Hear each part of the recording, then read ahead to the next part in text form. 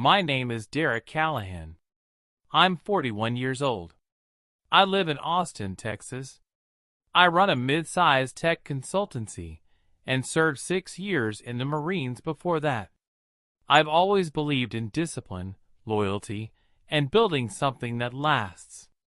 But none of that prepared me for the day I walked up my own driveway and saw a for sale sign on the lawn, a lawn I mowed every Sunday, a house I paid for, completely in my name. I thought it had to be some mistake, maybe a prank or a scam. My hands were shaking as I rang the doorbell to my own home. And when she opened the door, wearing yoga pants, holding an iced coffee in one hand and her phone in the other, she didn't even flinch. "Oh, you're home early." No explanation. No apology. No remorse. Just, "Oh." That moment, it broke something in me. But I didn't yell. I didn't argue. I just stood there, looking at the woman I'd spent the last 11 years building a life with. The same woman who used to cry on my shoulder when brand deals didn't come through. The woman I supported through every content pivot, every algorithm change, every social burnout phase. And now, she was selling the house behind my back, while live streaming from the living room. I should have seen it coming. But I didn't.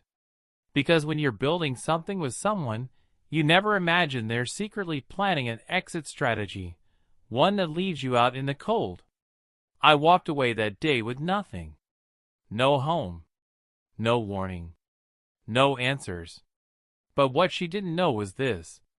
While she took my house and plastered her "blow up" all over Instagram, I had already started working with a brand she'd been chasing for years. And when the time came, when 1.2 million people were watching her biggest live stream of the year, I took it all back. Quietly. Publicly. Permanently. This is the story of how my world collapsed in silence, and how I rebuilt it, one decision at a time. If you'd asked me 3 years ago what my life was like, I would have smiled and said, "Perfect, honestly." We had a beautiful house just north of downtown Austin. 2 dogs. Weekend trips to the hill country. Lazy Sunday brunches. We joke about how we were that couple, the kind people rolled their eyes at because everything seemed so perfect on the outside. Her name was Alyssa. She was vibrant, confident, a real go-getter. She ran a growing lifestyle channel on YouTube and TikTok, skincare, productivity, home hacks, and that whole wellness aesthetic. She called it Glow and Grow. And she meant it. When we first started dating, she only had about 14,000 followers. She used to get excited when a brand sent her free face cream. I remember staying up late helping her shoot videos in our tiny apartment kitchen with 2 clip-on lamps and a bedsheet as a backdrop. I was her biggest fan. Always. When her channel blew up during the pandemic, we celebrated with takeout sushi on the floor of our new house. I still have the photo. She's holding up the takeout box like a trophy, in pajama pants and no makeup, laughing her head off. That was real. Or at least, I thought it was. We made a deal back then. I'd take care of the finances, the taxes, investments, bills, and she'd take care of content and her brand. We agreed to keep things simple. No need to sign everything together, no prenups, just mutual trust. "Why put contracts between love?" she said once, half joking, half serious. I nodded. Because that's what you do when you believe in someone. And to her credit, she worked hard. She'd film 5 days a week, edit through the night, run her own merch. She built partnerships with clean beauty brands, even had a collab with a major skincare label lined up. I admired her. I truly did. Sure, she had moments where she got distant, quiet, like her head was somewhere else. but I chalked it up to burnout. Social media is brutal, always changing, always demanding more. I'd wake up at 2 a.m. and find her in the living room, scrolling, editing, pacing, whispering voiceovers. Sometimes she wouldn't come to bed until the sun came up. But I wasn't worried. She was chasing her dream. That's what partners are supposed to do, right? Support each other, even when it gets weird or messy. And she supported me too.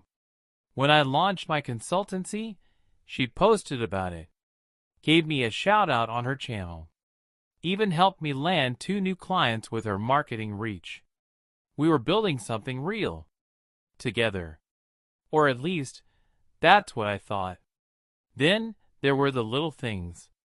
She started locking her phone, always face down.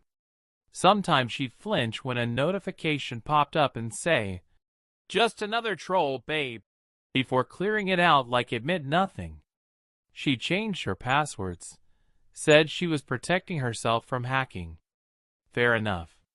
I didn't question it. We stopped talking during meals. She was always on, even when the camera wasn't. Every dinner was rushed. Every conversation clipped. Once, I asked her if she was okay. She smiled, kissed my cheek, and said, "Of course, babe. Just tired." And then she walked away, leaving her wine glass half full and her plate untouched. I didn't push. I told myself, it's a phase. It'll pass. Because that's what you do when you love someone. You give them space. You assume the best. And maybe that was my mistake. Maybe I gave too much room. Too much trust. Too much benefit of the doubt. Because while I was trying to hold us together, she was already building a world where I no longer existed. They say betrayal doesn't always come with loud crashes or screaming matches. Sometimes, it's the silence that screams the loudest. At first, it was just a feeling. That vague sense that something was off. She wasn't cruel. She wasn't cheating openly. She was just drifting, like someone erasing a chalkboard slowly, corner by corner. I noticed it one morning when I made her coffee, just the way she liked it. Oat milk, cinnamon, no sugar. She took one sip, smiled faintly, and said, "Thanks, babe." Then she put it down and walked out of the room. Left it there. Didn't touch it again. Tiny things like that kept piling up. She started taking brand trips more often, weekends in LA, NYC, Miami. All expenses paid, she said. When I offered to tag along, she'd laugh and say, "It's just work, you be bored." Then came the phone, always face down, always silent. And whenever she did look at it, her face would flicker, just for a split second. A quick panic. A fast scroll. Once, I walked into the room, and she jumped like she'd seen a ghost. "What was that?" I asked. She blinked. "Just a DM. Trolls again." She smiled, but her eyes didn't. And I know that look. I've seen it overseas, in places where danger hides behind fake smiles. The look people get when they're holding a secret so heavy it pulls their whole body into a performance. I didn't confront her. Not yet. I just started paying attention. I started noticing when she took calls outside instead of in the office. Or when she switched from loud voice memos to silent texts. Her tone changed with me. Short. Clipped. Like I was a coworker she barely tolerated. Then, one afternoon, I walked past her filming in the living room. Her camera was propped up on a tripod, ring light glowing. She was mid-sentence. "This is the most exciting partnership of my entire career, and I couldn't have done it without the people who truly believed in me." I smiled, assuming she'd mention me. But she didn't. Instead, she said, "And especially you, Mark. You saw my potential when no one else did. Mark? There was no Mark in our circle. I paused. She noticed me standing there. The smile slipped from her face for half a second. Then she cut the camera. What? She snapped. Who's Mark? I asked casually. She blinked. Brand rep from New York. Chill. She walked past me, brushing my shoulder harder than she needed to. That night, I Googled the brand. No rep named Mark on their LinkedIn. No executive by that name. I kept that to myself. I started checking her channel quietly, scrolling back through old videos, reading comments, looking at tags and locations. She had been traveling a lot, but not always posting where she said she was. In one clip, she tagged New York, but the time-stamped story from that same day showed her at a rooftop bar in San Diego. The more I looked, the more cracks I saw. Misaligned dates, hidden posts, deleted mentions. Then came the money. Our joint account started shrinking. Not fast, just slow leaks. Little expenses that didn't add up. Designer bags. Fancy hotel charges. One weird transfer to a business account I'd never seen before. I asked her about it once. Don't micromanage me, she snapped, grabbing her keys. I make more than you now. That stung. Not because it was true, but because I'd never cared about that. We were a team. At least, I thought we were. That night, I sat in my car for an hour, parked 2 blocks from our house, just breathing. Trying to convince myself I was paranoid. Overthinking. But deep down I knew. I knew the woman I fell in love with wasn't in that house anymore. She was somewhere else. With someone else. And I didn't know where she'd gone, only that she wasn't coming back. I could have confronted her right then. I could have shouted, accused, demanded the truth. But I didn't. Because some part of me, some quiet, trained, patient part of me, decided to wait, to watch, to let the truth walk straight into the light on its own time. Because if there's one thing I learned from the battlefield, you never charge in blind. You wait. You gather intel. You move in silence. And in the silence, I found exactly what I needed. It happened on a Wednesday night. She was in the shower. Her phone was on the counter, unlocked. That never happened. I don't know what came over me, but I picked it up. I wasn't looking for trouble. I just wanted confirmation. A name. Something real. I opened her messages. There was a thread at the top. No name, just a heart emoji. I tapped it. The first thing I saw was a selfie. Not hers. His. A man, shirtless, in our bedroom, standing right next to the dresser I built with my own hands. The messages were recent, and they weren't subtle. You're amazing last night.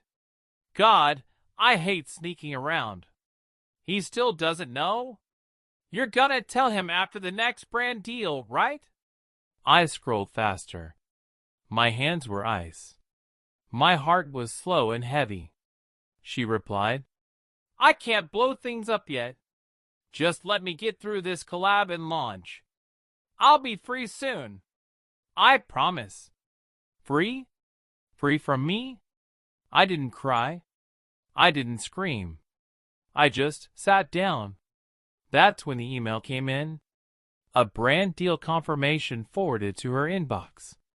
$140,000. Sponsored by a major outdoor gear company. Except, the campaign name wasn't hers. It was mine. The deal had my name on it. My personal story from my veteran's background, my hiking recovery trips, even the photos she took of me. She'd sold my life as her campaign. And they bought it. Every brand believed it was her struggle, her comeback, her pain. She used me, every ounce of my past, as content. That's when the silence broke inside me, but not into anger, into resolve. I stood up, closed the phone, walked into the kitchen.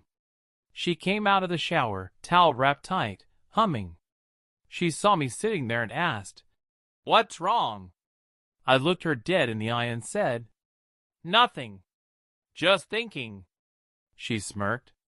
"You always think too much," and walked away. That night, I couldn't sleep. Not because I was broken, but because I was busy making plans. Plans that would change everything, publicly. She took my house. But she was about to lose something bigger. The next morning, I woke up before her. I packed her breakfast like always, kissed her on the forehead, told her to kill it out there. She smiled like she won. But behind my smile was something she didn't expect. War. Not the loud kind. The real kind. I knew how to fight without firing a single shot. The army taught me that. So I started with intel. I bought a burner phone, set up a new email address, and then I got to work. First, I compiled everything. Photos, screenshots, emails, the contract showing the brand deal she forged with my story. Second, I reached out to the brand. From my new account, I sent a polite, professional inquiry. "Hi, I noticed your upcoming campaign with Survivor Girl features experiences from a military background. As a veteran myself, I recognized identical phrasing from my published content and photos. I'd like to clarify who owns the rights to these stories, as I believe they are being used without consent." I didn't accuse, I informed. Within 2 days, I got a reply from their legal team. They were alarmed, confused. They thought she was the veteran. I didn't respond yet. Next, I contacted my old military buddy. He was a copyright lawyer now. I handed him everything. He didn't blink. "Holy hell, Alex," he said. "This is a lawsuit waiting to happen. You've got her cold." But I wasn't ready for court. Not yet. Because there was one more thing she cared about even more than the money. Her audience. Her 1.2 million followers. The same ones who believed she was a brave, independent woman who rebuilt herself after trauma. So I followed her account closely. Watched every post, every video, every comment. And I realized something. She wasn't just stealing my past. She was repackaging it, turning my PTSD into her emotional journey. Every charity event based on something I started. Every hiking story pulled from my journals. Every photo taken by me. The worst part? She was scheduled to speak at a live-streamed summit the next week. Big brand sponsors. 1 million people watching live. That's when I knew. That was my moment. So I called in one last favor from an old Army contact who now worked in broadcast security.